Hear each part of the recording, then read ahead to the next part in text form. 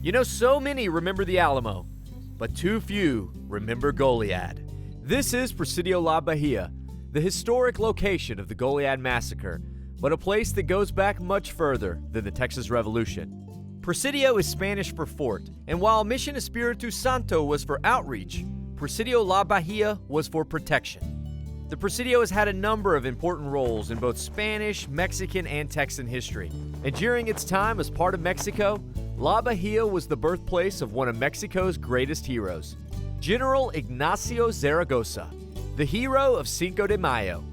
Born here in an adobe house in 1829, Ignacio moved to Matamoros, Mexico before the Texas Revolution and became a general in the Mexican Army. And on May 5, 1862, his outnumbered troops fought back the invading French superpower in the Battle of Puebla, the victory we all celebrate today as Cinco de Mayo. As you see, Goliad's history is incredibly rich, but also incredibly complex, which is why they need all these museums to explain it. But back to the Presidio. Inside its museum, visitors get an in-depth look at the nations, people, and artifacts that have inhabited Presidio la Bahia. Today, the fort's walls stand as they did back in the 1700s. But this wasn't always true, and for over a century following the Texas Revolution, the Presidio was neglected and fell to pieces. It was in ruins until the 1960s when Mrs. Catherine O'Connor decided to raise and spend millions on the restoration. Because of this incredible generosity, visitors can now walk the walls of the old fort and look out from the turrets that help protect the people of La Bahia. Protect the fort at all costs. Wow. The only part of the Presidio not rebuilt, because it never fell down, is the Our Lady of Loreto Chapel, which is still an active chapel and continues to hold services today. While the Spanish and Mexican history of La Bahia is incredibly interesting, it pales in comparison to the Texas history. This cannon, believed to have been used by Colonel James Walker Fannin and his men during the Texas Revolution, was excavated from inside the Presidio walls in 1936. Wow. Piece of Texas history right there. In the fight for Texas independence from Mexico, the Texian Army took control of this Presidio. It was renamed Fort Defiance and came under the leadership of Colonel James W. Fannin. Fannin was from Georgia. He had attended West Point but dropped out and eventually moved to Texas. Over time, he was appointed a colonel in the Texian Army. However, Fannin's leadership was often plagued with indecision and poor judgment, leading many historians to conclude that he may not have been the best man for the job. Nevertheless, Colonel Fannin was the officer in charge on that fateful day when he and his brave men lost their lives for Texas in the Goliad Massacre. But to tell that story properly, we must take a quick detour from the Presidio to the nearby town of Fannin, Texas. The story of the Goliad Massacre doesn't actually start in Goliad, but here on the Fannin Battleground, where Colonel James W. Fannin and his men surrendered to the Mexican Army.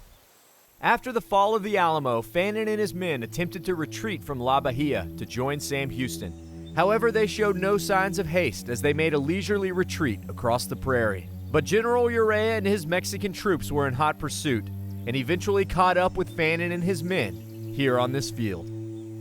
While the outnumbered Texans fought hard and were able to hold position against a much larger army, many, including Fannin, were wounded in the fight.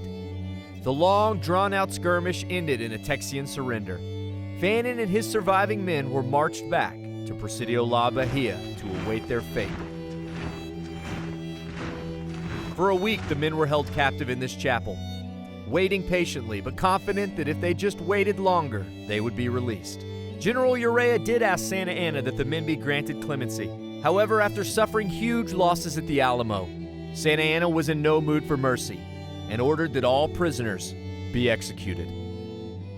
On Palm Sunday, March 27, 1836, the men were placed into 3 columns and marched beyond the fort walls. Each column took its own direction from the Presidio, escorted on each side by a row of Mexican soldiers. The marching ceased, and from point-blank range, the Mexican soldiers opened fire on the unarmed Texians. The wounded men, including Colonel Fannin, were executed one by one here in this courtyard. Fannin was the last to die. After seeing all his men killed, the wounded Fannin was set in a chair. And as he awaited death, legend says he made 3 requests. That his personal belongings go to his family, that he be shot in the heart, not the face, and that he receive a Christian burial. Soldiers proceeded to take his belongings, they shot him in the face, and they burned his body. 342 men lost their life that day in the Goliad Massacre. Months later, after Texas won the revolution, General Thomas Rusk and his men returned to Goliad. They picked up the bones of Fannin and his men and buried them here. That Palm Sunday was one of the darkest days in Texas history. The story of Goliad and Presidio la Bahia is a sad one. War can bring out the worst in men, but the bravery it brings forth is strong enough to literally change the course of history. These men lost their lives, but inspired an army to fight harder and stronger as they shouted, "Remember Goliad" on the San Jacinto battlefield. Without this sacrifice, it's impossible to say whether or not Texans would have won at San Jacinto. So for these men, and for my state, I shall forever remember Goliad.